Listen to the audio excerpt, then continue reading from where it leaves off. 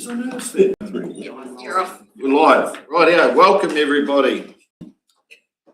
Welcome to this afternoon's extraordinary meeting with the District Council. I'll declare the meeting open, and do we have any apologies? There was none advised at the time of printing this agenda. Everybody's present. Do we have any declarations of interest? None advised at the time of printing. No declarations of interest. So we've only got the one item. Oh, yeah, sorry. We've got a late item. Everybody's got a copy of it. Recommendations that the request to accept the late item to the extraordinary council meeting agenda report be received. Moved Councillor Graham, seconded Councillor Kennedy. Second recommendation that the council accepts the following late item as a late item, simplifying local government additional information. Moved Councillor Graham and seconded Councillor McCrosty. Thank you. Hands flying up everywhere. All those in favour? Aye. All those in favour, please say aye. Aye. Against? Carried. We'll move on to item number 1. Steve? Yes, Your Worship. So I'm just introducing the late item as well because it works in tandem with the original item in the agenda. You'll see in terms of the report summary and the reasoning in the late item that something occurred yesterday that materially changed the recommendations in the original report. In particular, one of those recommendations, recommendation 2, was at the time of writing the report that there was no qualifying Head Start proposal on the table. The decision of Central Otago District Council yesterday changes that, and now there is a potentially qualifying Head Start proposal, and that was the subject of the late item, and we had enough time to be able to pull a late item report together with additional information and reflect the recommendations from Central Otago District Council as an additional option. So you need to remember that the original report, which stands, has had 2 options: endorsing a letter from all Otago mayors and delegating to His Worship the Mayor the authority to sign on behalf. Sorry, that was one option in that sense. And now there's an additional option by the late item that talks about whether or not council is prepared to agree to be part of a Head Start proposal. So when you look at the recommendations in the late item, you'll see that there's a amended recommendation 2 that council notes that there is a qualifying Head Start proposal, and then the remainder of the resolution stay the same, except we now have an additional recommendation, which is an or recommendation, and these were based on the same resolutions that Central Otago District Council resolved yesterday. The report just has a limited amount of information in terms of the late item. It was a full report in the original agenda you have, which has got all the background and all the information that we've previously workshopped. So we should be reasonably well aware of the background of what's happening. And this just gives us another opportunity or another option for you to consider. I don't have anything more to add to it other than what has been written in the late item. I did find helpful information to explain the resolution 5C, which was important, which at the time yesterday was at Central Otago District Council was pretty important in terms of local voice and how that's expressed. And so that attachment I provided was helpful. I hope it was helpful to you to understand how that might work, but I believe that's what was considered by that particular resolution. But otherwise, I think I'll just leave it at that with reports being read, Your Worship, and leave it for council you've got questions, then I'm very happy to answer. Councillor Graham. Yes, through considering that we now have a qualified head start proposal, do the letter from all the mayors still stand? Are they all still prepared to sign that, even though there's this other proposal? No, that's why the recommendation 5 would be an or recommendation. So, you know, at the end of the day, if this council said no to the Head Start proposal and Queenstown said no to the Head Start proposal, then the fallback would be in the form of the letter as a result. So if you were saying no to the Head Start, you would probably be potentially saying yes to the letter. But if say Queenstown and Central Otago were for the Head Start, and we weren't, would there still be that letter from the 4 mayors? If there was any Head Start proposal, this is one. There may be, I think I've alluded to in the late item, there may be another Head Start proposal as a consequence of this particular one. So we don't know what other councils in the region might do. At the time that any Head Start proposal is actually over the line as being valid, I believe the option of the letter would no longer be an option. Councillor McAtamaney. So yeah, on recommendation 5, should there be 4? There's 3. If the inclusion or review or exit mechanisms, so that's no doubt still to be discussed. But I'm thinking, would we be able to pull out, or someone pull out, either before Cabinet decide to carry it forward or before Cabinet approve it? Through your worship, again, I'm probably leaning towards the same question that was asked yesterday and the answer. There's not a lot of information to be able to say that I know definitively what would happen. But my understanding is the intent of that resolution F is just that, councillor, that you can still pull out, or you have an intention or an ability to pull out before it actually gets enacted. So right up to that final Cabinet approval. Yes, although there's no detail to be able to guarantee you that you can do that. That would be the intent of the resolution, to explore how you might protect yourself. Yeah, because I think we don't want to let that go too long, too far down the track, and then someone has to change it. Councillor McAtamaney, you might have heard the DIA, they're calling it an offering. Yep. That's its terminology, offering. So if things will start getting a bit wobbly, you head to the offering. But we don't want it to go too long. It shouldn't be written in there. Councillor Kettle. Yeah, in relation to that, into F, I suppose, the exit mechanism, is there still a point where you'd actually consult the public? Once you've devised the model, what you're actually wanting to achieve, you're still going to actually go and talk to your... It'd possibly be on the guidance of the public, our constituents, on their advice that we use the offering. Correct. Again, Your Worship, and through Your Worship, the discussion yesterday, and I apologise because this is all relatively new, so we haven't done a lot of work on it, but you can get some guidance from the debate. It was a bit more of an informed debate yesterday at Central Otago, and they had the same sort of discussion about that. And there was definitely an intention that within the period, once you submit the application, and if it was an approved application, that in terms of working the way the detail, that it would be some form of public consultation. Yes. Of course it would be. And that'd be your last offering. Yeah. If your public said to you no,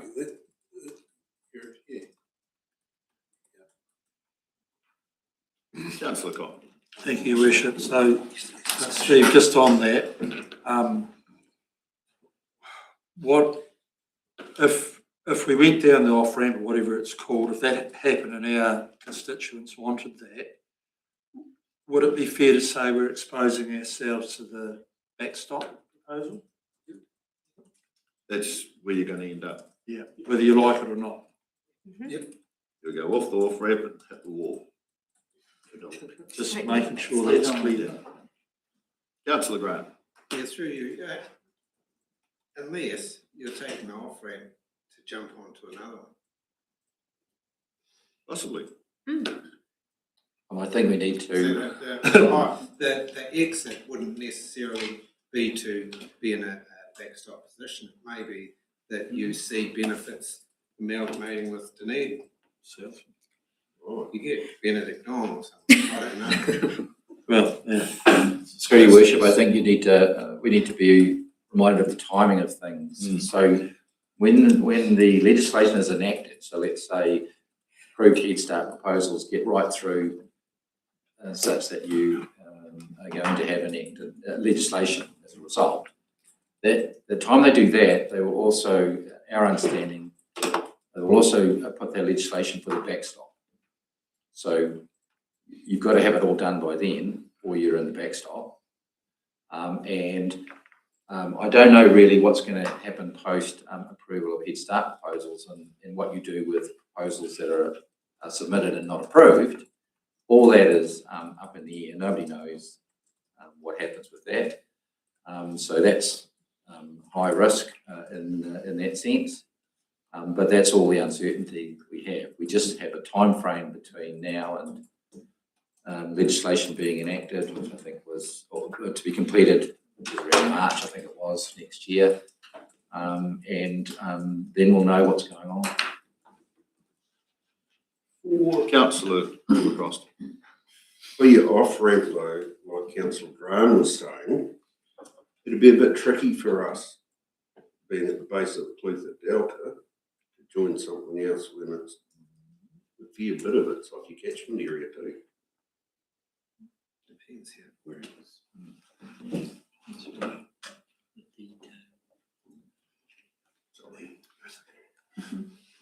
Any questions? There's no question. We'll go into a bit of discussion, will we, on this paper here? I think each case we should go. Councillor. This initiative paper, I presume Central Otago have read this, they had this information before their meeting, or was this come after, or The which paper, sorry? the initiative, New Zealand initiative? Yes, yep. So they are All the Mayoral Forum had it. Head Start part, because they've read this paper and they see benefits in what's been written.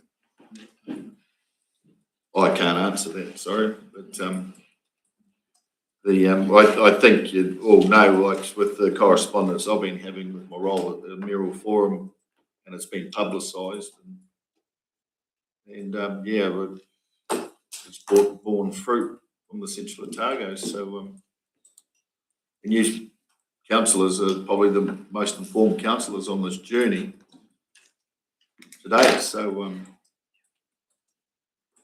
Councillor Graham. Yeah, look, I said if we jump onto this Head Start proposal, and the key thing to me is the threat of the backstop. You don't know what the backstop is, and I really think I'd rather be in the backstop, whatever it is, with Central Otago and Queenstown beside me, than just stuck there by ourselves. We don't know what we don't know, so. Councillor McAtaman. Yeah, I'm definitely going to be in support of heading into a Head Start proposal. Been a lot of talk for years and years around council efficiencies and amalgamations. The government has actually given us a chance to come up with our own bespoke arrangement, if you like. And of particular advantage I see is not being handicapped by having to, for all ratepayers, people in the district, not being handicapped by having to work through two councils. That's a big part of the efficiency. Yeah. And we do have the option of, we potentially, like community council rating powers as noted there, we have the potential to write some of our own rules. And hopefully they might well be approved. Yeah. I'm keen to go, especially on that. And this gives a big rural voice. All our little our farmers and our rural towns, we've got a lot in common with the councils that we're looking to amalgamate with. Queenstown, of course, slightly different. But, yeah. Right.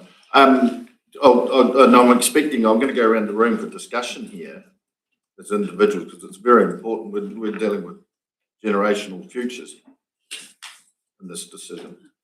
But I would also just remind you that the catchment has a bearing in our environment. And that's why Steve and I work together in .gis here to impose the catchment areas in those maps. And that's been the biggest issue, not an issue, sounding board that I've listened to through this journey from a lot of politicians that don't tamper with the environment and the catchments. And remember also, 2028, the regional councils will be disbanded. So for me, I think a lot of people have lost sight of that and they're focused on that 9 August as a target, solely as a target, where I see it as an opportunity for our generational future, including our environment. So, Councillor Frost, your discussion. Well, look, I'm not a great fan for centralisation and putting all the power on small groups of people that have control over mine and other people's destinies. So after reading this paper, I mean, I like a lot of the stuff that's in there about the fact that, you know, even if we go into a Head Start program with the other 2 councils, that we actually need a dedicated office within that group that does your water drainage, all those sorts of things, because they're all specialised areas. And I also like the idea of delegation down to smaller councils, community boards, whatever they are, but they actually have to have some power in setting targeted rates in their area, setting some rules in their area. So I like a lot of the stuff that's written in there, and I'll probably email this man and ask him if he can give me a one-page thing that you can share with ratepayers, so they get a better understanding of how that works. And I know that not everybody's going to think that these ideas are a great idea, but for me, just amalgamating for amalgamation's sake, because supposedly bigger is better, is not the solution. So I like this, really enjoyed reading this paper at about 2 o'clock this morning. And yeah, I think it's the way to go, because it does. The catchment thing from the Cluth River and that right up works for me. Thank you. Councillor Cotton. Thank you, Your Worship. Firstly, I will say thank you to you and staff for getting this together quickly. I know our Mayor's been front-footing this, so he's done a good job. It's a well-done job. For me, it's a logical thing. Right through this whole process, I've been personally saying that we need to be part of both councils. Central Otago is a good neighbour, and there's other things around it. The whole proposal here makes sense to me. I think it's the direction we need to be going in. And as Councillor McAtammany says, and Councillor Frost, I like the report. It shows a whole lot of things in there that we could adopt as we build the detail on this. And as Councillor McAtammany says, it gives us a real strong rural voice, which is important. And I know that's something our constituents want. The big fact for me, and it's in here, is keeping local and local government. And that's keeping voice on the ground. So this proposal does identify that, and hopefully that'll keep coming through. So I'll certainly vote in favour of this.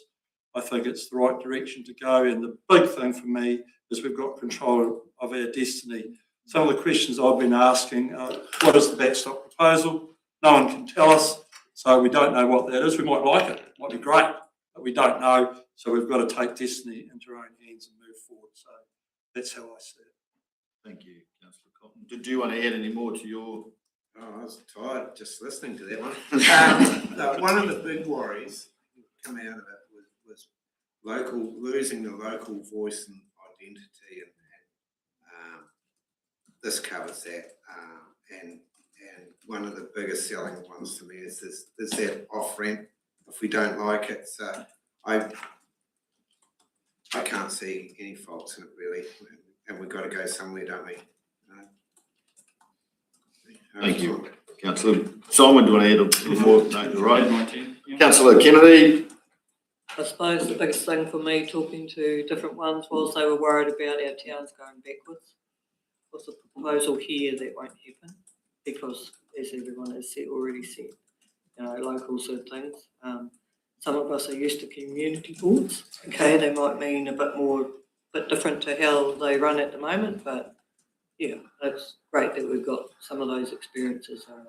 So, yeah, it's good. Thank you, councillor Kennedy. Councillor Harrison. Yeah, I pretty much agree with everyone. It's a good option for us, as everybody stated. Rural communities are worried they're going to lose their voice and get left behind, and I think this ticks a lot of boxes, so to speak, for us. So I'm happy with it to go ahead. Thank you. Councillor Catherwood. Yeah, pretty straightforward for me. Local and affordability was what we got out of our local region in our surveys. I mean, there's got to be a lot of paranoia, but you don't know what you don't know. We don't know exactly what this Head Start actually looks like. We've got no idea what the backstop looks like. But there was something that I always remember was probably last year. I was finding out the cost of Mount Cooey consent from the ORC. It costed the CDC ratepayer $2 million.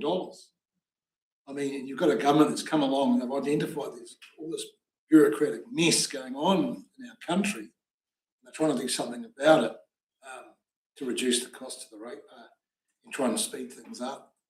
So I mean, that totally makes sense to me. The public just need to be aware that, remember, there is that function of what our regional council does. Irrespective of those in their political wing of it, those services will still have to be delivered. So for us to amalgamate with our neighbours along that major river catchment, for me, makes total sense. And it's up to all councillors from all amalgamated councils to approach it with a very positive attitude and make it the best that they can for their communities that they represent. And that'll be the key to it.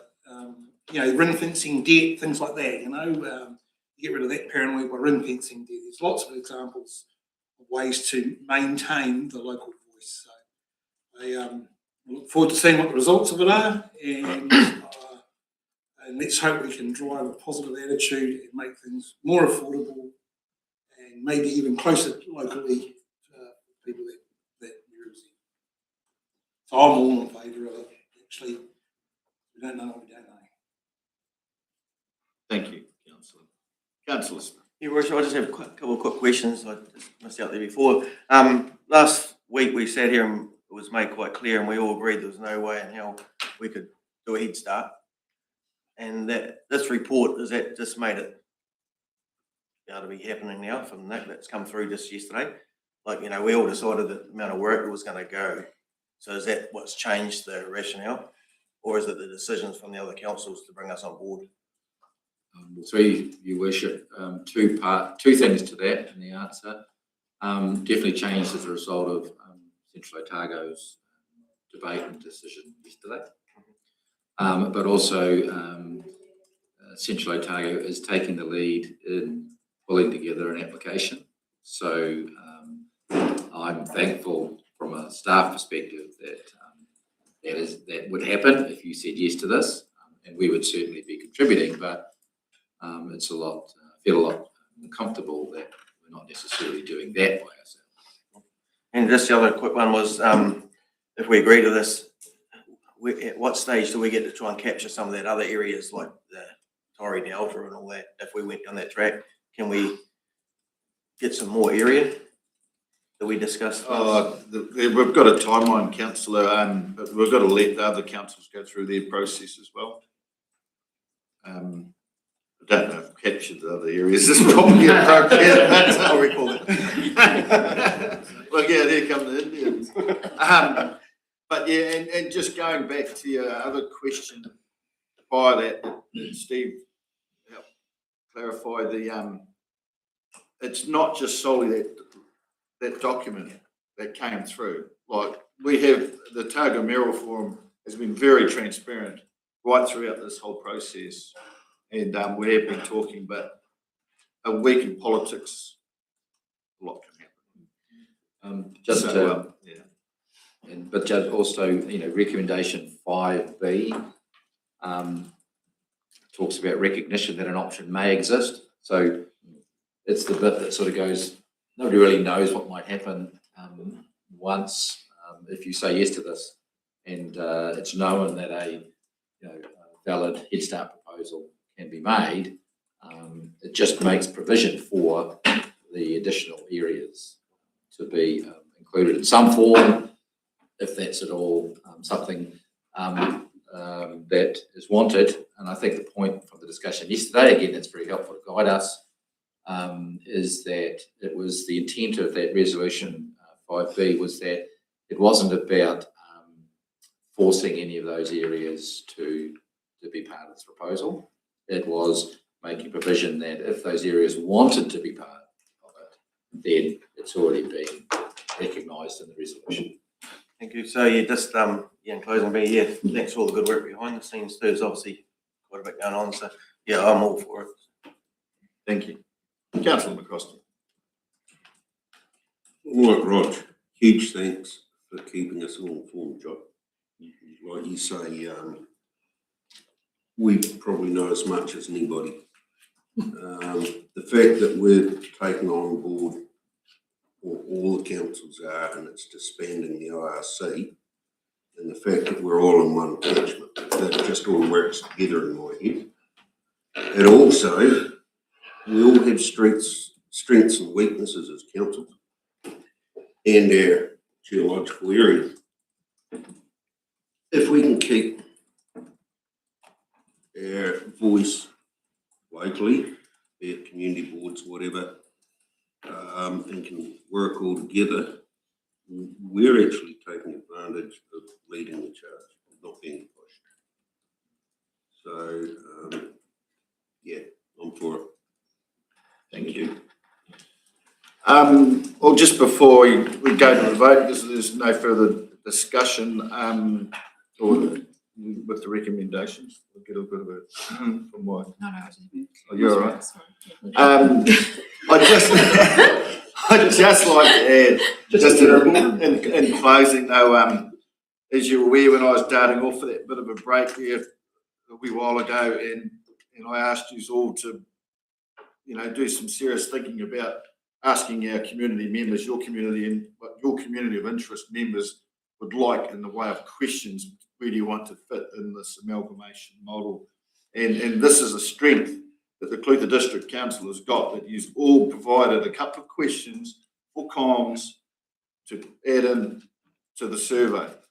And I know we got poo-hooed and people are saying, why bother doing a survey? Because they don't listen or anything. Well, haven't we proved them wrong today? Because that survey yielded the results that 57% of our community wanted a rural community. And that was the guiding. As I've always said along, hand on heart, our people will guide us. So thank you for what you have done. So on that note, You wish if I could assist, given the complexity of the two papers that we have. you're more than welcome to assist. The first resolution would be that council receives the simplifying local government report. Seconded, Larry. All those in favour? Aye. Carried. Second resolution, Your Worship, would be the amended resolution 2, that council notes that there is a qualifying Head Start proposal on the table for Clutha District Council. Councillor Graham, councillor Harrison. The next one, Your Worship, does require someone to propose the resolution. At the moment, we've got resolution 3 and 4 taken together, which is the letter, and then you have the or.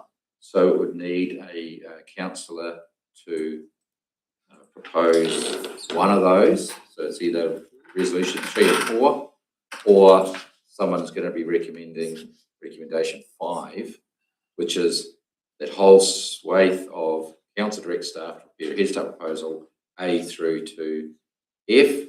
And we could leave it at that bit. So there's a choice. I mean, I'm staff, so I can't tell you which one. I need a councillor to determine what they are going to be proposing to resolve. Question, recommendation 3 has to be moved. No, this is the or option. Or so option. recommendation 3 and 4 would be one thing you could do, or you'd be looking at recommendation 5, which is a head start. Okay, so I'm happy to move recommendation 5 and AB through to F, is it?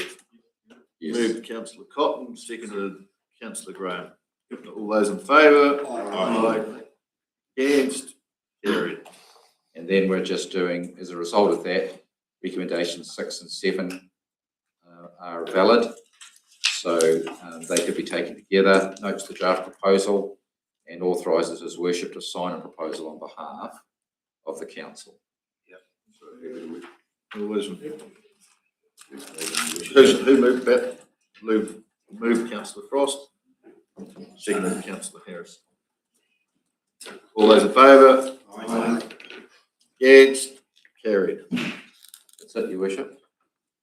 On that note, thank you for your participation today. It's been a long afternoon workshopping and then on to the extraordinary meeting, but once again, thank you very much. I declare the meeting closed.